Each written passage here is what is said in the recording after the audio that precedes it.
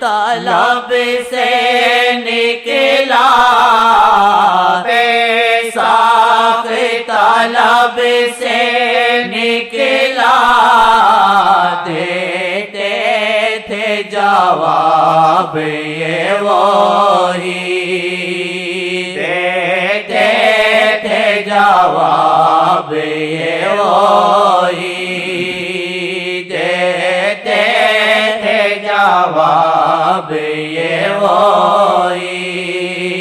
یہ واقعہ میں نے پہلے بیان کیا، اس کی محبت ان شعروں میں لے آیا ہے.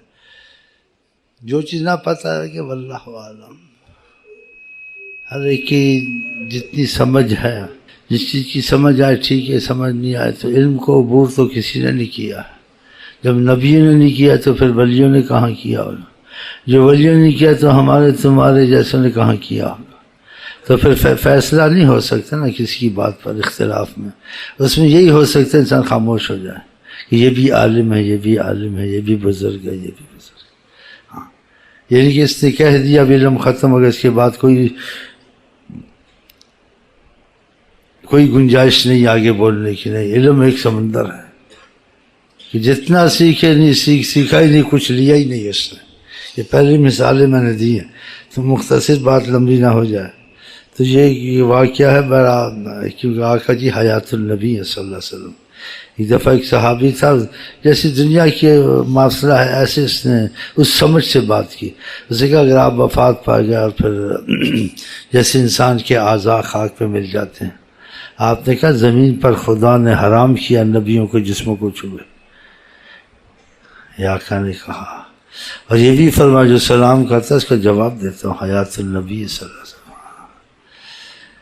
تو بہرحال اس میں لوگوں کو کسی جیسے رسائی نہیں ہوتی سمجھ کی پوری پہ اختلاف ہوتے، چھوڑ دینا چاہیے. لیکن قرآن حدیث کی سمجھ جتنی فیض سے آتی ہے اتنا پڑھنے سے نہیں آتی. پڑھنے سے اندازہ کیا جاتا ہے، فیض سے حقیقت سامنے آ جاتی ہے. اور آقا جی بھی کہتے خبر کا سننا کسی کا اور کسی چیز کا دیکھنا فرق ہوتا ہے، ایک برابر نہیں ہوتا. بہرحال شیخ سے کچھ بات ہو رہی تھی، اس تو تنبل کر کے شیخ جواب دیتا ہے. وہ پوچھتا کہ اس کے منہ سے نکلنا نہیں تھا، شیخ جواب دے دیتا تھا.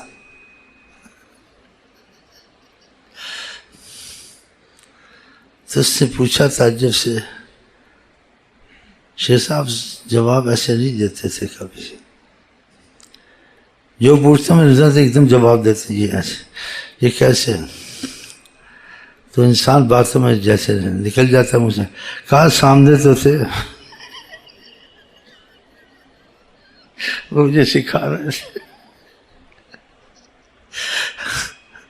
پھر وہ سمجھا کہ شیخ کی ساری تربیت اپنی نہیں ہوتی ہے، ادھر سے بھی ہوتی ہے، ادھر سے بھی ہوتی ہے، اس لیے سمجھ گیا یہ اثر اسی لیے ہے، ورنہ یہ باتیں دوسرے بھی کرتے ہیں اثر نہیں ہوتا، اس سے اثر کیوں ہوتا ہے کہ اس کا ادھر ہے مسئلہ، تو اس کے منہ سے اچانک نکل گیا۔ دیکھیں جب سوچتے تھے پھر آج سے جواب دیتے، میرے منہ میں بات ہوتی ہے جواب کا سامنے تو تھے۔ اب یہ لوگ سنیں گے ایسی باتیں، کہیں گے مدینہ ادھر ہے ہم ادھر ہیں، یہ کیسے ہوتا؟ آقا جی کہتے ساری دنیا میرے سامنے ایسی جیسے ہتھیلی، ایسے ایک ایک چیز دیکھتا ہوں۔ پھر آقا جی کی بات کو غلط سمجھنا چاہیے، تمہاری سمجھ میں آئے نہ آئے، جو ان کی زبان سے نکلا ماننا ہے، ان کی زبان سے نکلا انہوں نے کہا، اور جب چاہیں حجابات اٹھا دے آدمی ایسے سامنے ہوتا۔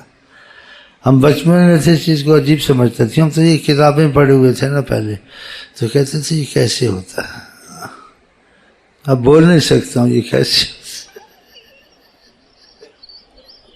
اور کیا کیا کہوں تمہیں، سبحان اللہ۔ آقا جی حیات النبی، بس جی وہ ہر وقت موجود تھے، نہیں وہ ہیں جو تھے سمجھ بیٹھے، بڑی خیریں نکل گئی ان کے ہاتھ سے، جو کہتے ہیں تو پھر ان کو فائدہ ہی فائدہ۔ چلو جی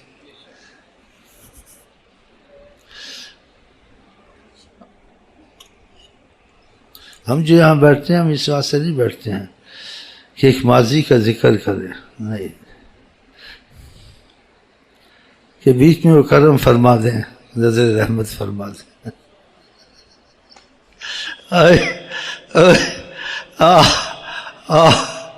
ذرا لب ہلا دے وہ دربان عالم، ذرا ایک نظر رحمت کی ڈال لے، بیڑے پار ہے انشاءاللہ۔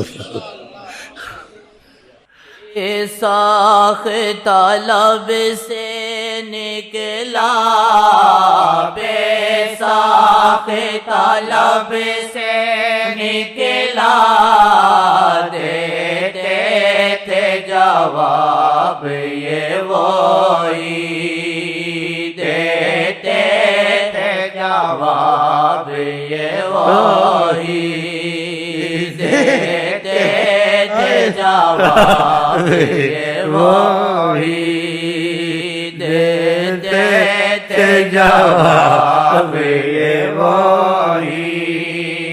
اللہ نگہباں ہر دم، اللہ نگہباں ہر دم، اور ہم جو بیٹھے ہوئے ہیں، اور ہم جو بیٹھے ہوئے ہیں۔ یہ بھی ایک واقعہ ہوا ہے طریقت میں، طریقت والوں کے ساتھ، یہ بھی اس نے شعر میں لایا، اچھا کر دیا، لوگوں کو شوق بڑھے وہ عمل کریں، ان کو بھی کوئی فضا نصیب ہو، یقین بنے۔ باتوں سے یقین نہیں بنتا ہے، باتوں سے وسوسے بھی آتے ہیں، یقین کمزور رہتا ہے، جب کچھ فضا بنتی ہے یقین بنتا ہے، جب کوئی فائدہ بنتا ہے یقین بنتا ہے، جب کچھ دیکھتا ہے یقین بنتا ہے، ناگہانی چیزیں ٹلتی ہیں اور ناممکن چیزیں ہوتی ہیں، یقین بنتا ہے، کچھ ہوئے تو یقین بنے نا، باتوں سے کوئی نہیں جڑتا، لیکن کچھ دیکھ لیتا ہے خود ہی جڑتا ہے، نہ بھی جڑاؤ جڑے گا وہ۔ ہاں یہ آپ سمجھ رہے ہیں، اسی میں کہتا ہوں آپ سلسلہ ادریسیہ کے میں کچھ عمل کریں تاکہ آپ کو کچھ نظر آئے، کوئی بھی سلسلہ ہو، آپ کو کسی سلسلے بھی رسائی آقا کی نصیب ہونی چاہیے بس، اور جہاں سے رسائی کی صورت نظر آتی ہے سلسلے کو پکڑ لو بس۔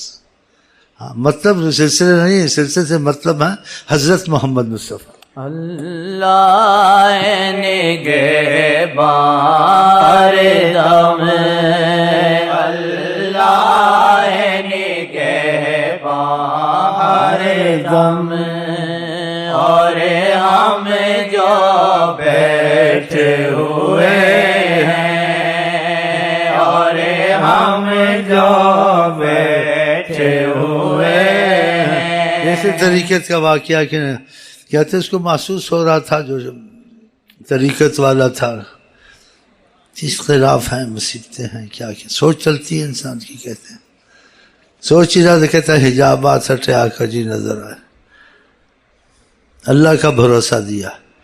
پھر یہ بتا بھروسہ تو اللہ کا ہوتا ہے، معاملہ اللہ کا ہوتا ہے، لیکن اللہ وسیلے بناتا ہے، شفا اللہ دیتا ہے، وسیلہ ڈاکٹر بنتا ہے، دوائیاں بنتی ہیں، پرہیزیں بنتی ہیں، اللہ کرتا ہے، رزق اللہ دیتا ہے، اسباب کرنے پڑتے ہیں۔